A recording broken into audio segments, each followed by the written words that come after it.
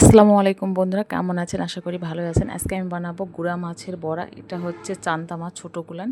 প্রথমে আমি লবণ হলুদে সামান্য পানিতে একটু জ্বালাই নেবো। এদিকে আমি ডালটাও বেটে নিচ্ছি পাটাত। এদিক দেখেন আমার মাছটাও জাল হয়ে গেছে। এই মাছটা আমি পুরা বাটবো না, জাস্ট একটু হালকা ভাঙে নিব মাছগুলান। পুরাটা আমি বাটাই মিহি করবো না।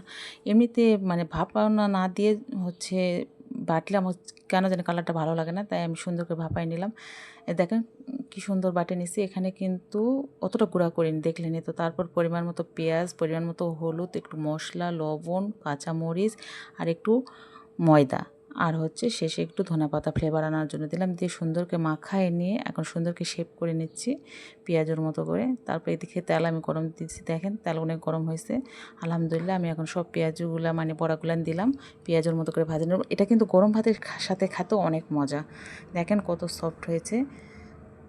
ভিডিওটি যদি আপনাদের কাছে ভালো লাগে থাকে, প্লিজ সাবস্ক্রাইব মাই চ্যানেল।